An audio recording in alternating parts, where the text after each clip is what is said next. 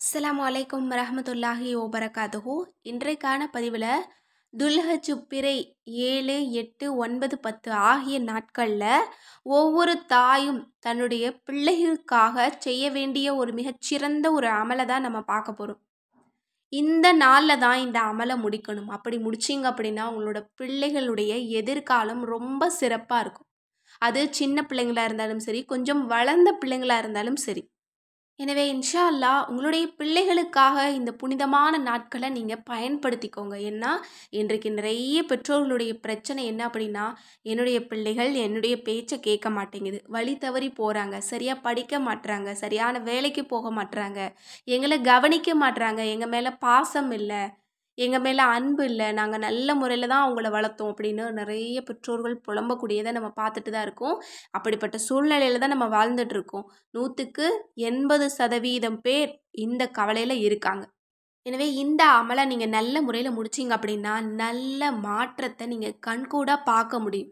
இப்போ உங்களுடைய பிள்ளைகள் சொல் பேச்சு கேட்க மாட்டாங்க அப்படின்னா இந்த அமலை நீங்கள் முடிச்சு பாருங்கள், உங்களோட பேச்சை கேட்டு நடப்பாங்க. வழி தவறி போகிறாங்களா, இந்த அமலை நீங்கள் முடிச்சு பாருங்கள், நேரான பாதையில் அல்லாஹ் தஆலா அவங்கள திருப்புவான்.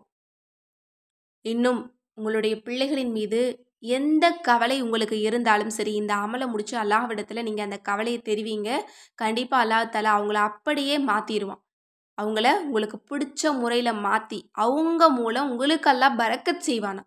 இன்னும் வாழ்நாள் முழுவதும் உங்களோட பேச்சை கேட்டு நடப்பாங்களாம், உங்களுக்கு பிரியமானவங்களாக இருப்பாங்களாம். இன்னும் இது மட்டுமல்ல, உங்களோட பிள்ளைகள் நீண்ட ஆயுளோடு செல்வாக்கோடு பெயர் பெற்று வாழ்வாங்களாம். இதை விட நமக்கு வேற என்ன வேணும்? ஒவ்வொரு தாயும் தன்னுடைய துஆவில் கேட்கக்கூடிய அத்தனை அம்சங்களும் இந்த அமலில் இருக்குது. இப்போது அந்த அமல் என்ன அப்படிங்கிறத நம்ம பார்க்கலாம். இந்த துல்ஹஜ் மாதத்தினுடைய 7, 8, 9, 10 தான் இந்த அமலை செய்யணும் அப்படின்னு சொல்கிறாங்க. இன்னும் சிறப்பு அப்படின்னா அரஃபா நாள், அதாவது துல்ஹஜ் பிறை 9 அசருக்கு செஞ்சால் ரொம்ப சிறப்பு அப்படின்னு சொல்கிறாங்க. இந்த ஒரு அமலை செய்கிறதுக்கு முன்னாடி உங்களோட பிள்ளைகளுடைய ஆயுள், இன்னும் ஆரோக்கியம், அவங்களோட வாழ்க்கை, அவங்களுடைய செல்வாக்கு, அவங்களுக்கு அல்லாஹ் தஆலா கொடுக்கக்கூடிய பரக்கத், இதை பற்றி எதில் வேணாலும் நீங்கள் துஆ கேட்கலாமா.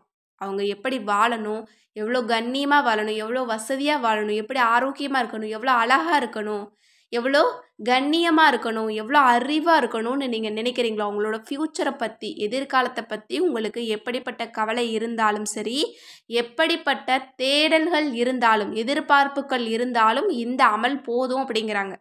இந்த அமலை அரஃபா நாளில் செய்கிறது ரொம்ப சிறப்பு அப்படின்னு சொல்கிறாங்க.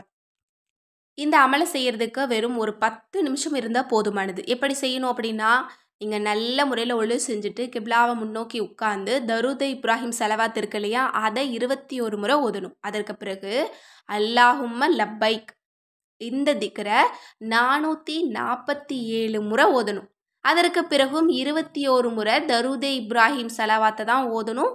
ஓதி முடிச்சுட்டு உங்களோட பிள்ளைகளுக்காக நீங்கள் எவ்வளவு துஆவை கேட்குறீங்களோ கேளுங்க. அத்தனை துஆவையும் அல்லாஹ் தஆலா கபூலாக்குவோம். ஏன்னா அரஃபா நாளில் துஆவை கேட்டிங்க அப்படின்னா உங்களுக்கு அப்படியே கபூலாகும். ஏன்னா துஆ கபூலாகக்கூடிய நாள், துஆ கபூலாகக்கூடிய நேரம் அந்த அசருடைய நேரம். அந்த நேரத்தில் இந்த அமலை நீங்கள் செய்யுங்க.